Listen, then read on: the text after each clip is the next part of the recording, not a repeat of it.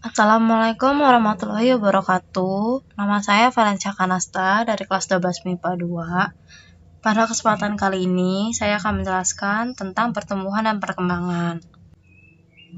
Pertama-tama adalah pengertian pertumbuhan dan perkembangan. Pertumbuhan adalah perubahan pada makhluk hidup yang meliputi perubahan dan bersifat irreversibel atau tidak dapat kembali ke kondisi semula. Perkembangan adalah proses perubahan pada makhluk hidup akibat terdiferensiasinya sel-sel menuju ke struktur dan fungsi tertentu serta bersifat kualitatif. Pertumbuhan dan perkembangan pada tumbuhan. Perkecambahan adalah munculnya tanaman baru dari dalam biji. Contohnya kacang hijau, ubi kayu, kentang, padi, jahe, dan sebagainya. Pada proses perkecambahan terdapat dua tipe, yaitu yang pertama perkecambahan kotiledon di atas tanah atau epigel. Perkecambahan ini menghasilkan kotiledon dan epikotil keluar dari biji sehingga keluar ke atas tanah.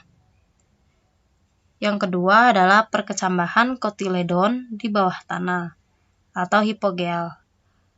Perkecambahan ini menghasilkan sedikit hipokotil sehingga kotiledon tetap berada di dalam biji.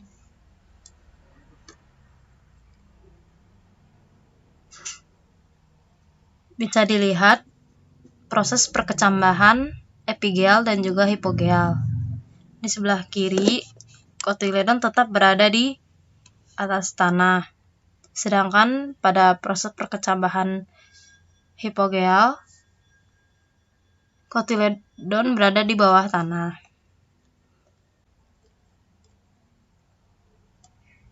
Yang pertama adalah pertumbuhan primer. Pertumbuhan primer adalah pertumbuhan yang terjadi sebagai hasil pembelahan sel-sel jaringan meristem primer atau meristem apikal. Pertumbuhan ini biasanya terjadi pada embrio dan pada bagian ujung-ujung dari tumbuhan dewasa seperti ujung batang dan ujung akar. Pertumbuhan primer menghasilkan 3 sistem jaringan, yaitu jaringan dermal yang berkembang ke arah luar membentuk kulit tumbuhan. Yang kedua, jaringan pembuluh seperti xilem yang berfungsi untuk mengangkut air dan mineral lainnya, serta floem yang berfungsi untuk mengangkut hasil fotosintesis. Berikut adalah gambar dari jaringan xilem dan juga floem pada tumbuhan.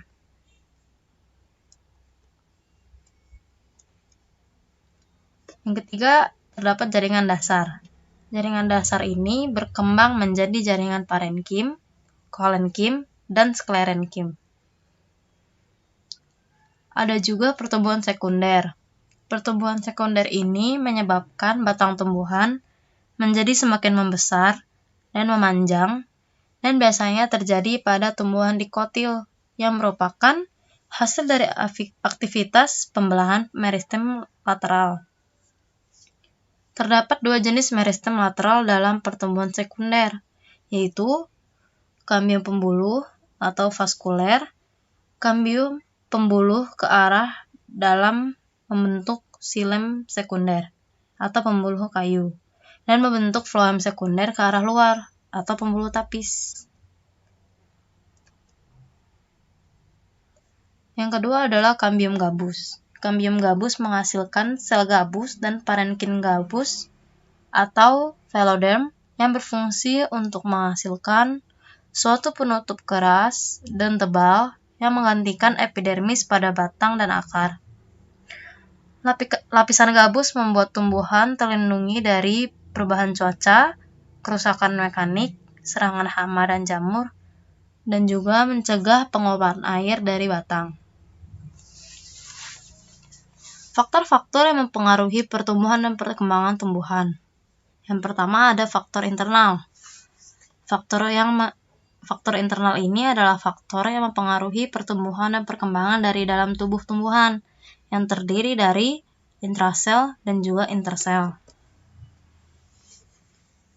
Faktor intrasel adalah faktor yang berasal dari dalam sel itu sendiri, atau biasa disebut dengan gen.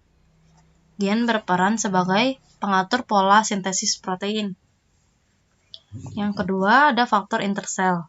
Faktor intersel adalah faktor yang berasal dari luar tumbuhan, dari luar sel itu sendiri, namun masih dalam tubuh yang berupa hormon. Hormon berperan sebagai pengatur tubuh yang dapat mempengaruhi jaringan-jaringan berbagai organ maupun sistem organ. Hormon dalam tumbuhan disebut dengan fitohormon. Fitohormon diantaranya adalah auksin, giberelin, sitokinin, asam absisat, etilen, dan beberapa hormon lainnya. Berikut adalah fungsi dari hormon-hormon yang terdapat dalam tumbuhan yang membantu dalam proses pertumbuhan dan perkembangan. Yang pertama ada hormon auksin. Fungsi hormon auksin ini untuk merangsang perpanjangan sel terutama pada titik tumbuh dan mempercepat diferensiasi. Yang kedua ada hormon giberelin yang berfungsi untuk meningkatkan pemanjangan sel. Yang ketiga terdapat hormon sitokinin yang berfungsi untuk merangsang pembelahan sel. Yang keempat, hormon florigen yang berfungsi untuk berperan dalam proses pertumbuhan bunga. Yang kelima, ada hormon asam absisat atau dormin, menghambat pertumbuhan, membantu menggugurkan daun pada musim gugur. Hormon kalin berfungsi untuk mempengaruhi pembentukan organ pada tumbuhan. Hormon gas etilen berfungsi untuk merangsang pematangan buah. Dan juga ada hormon asam traumatin yang berfungsi untuk mempercepat penyembuhan luka. Faktor eksternal, faktor yang mempengaruhi pertumbuhan dan perkembangan tumbuhan dari luar tubuh tumbuhan, seperti air, mineral, cahaya, serta suhu udara. Air berperan dalam osmoregulasi sel dan membantu dalam berbagai reaksi kimia dalam sel.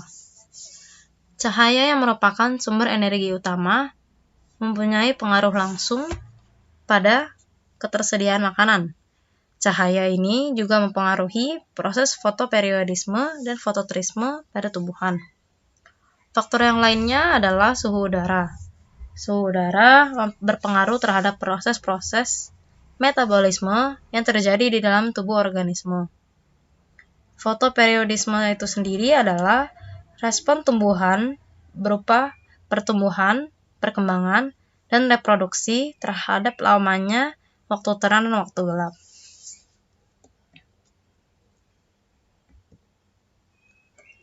Sekian yang dapat saya jelaskan pada kali ini. Kurang lebihnya mohon maaf. Terima kasih.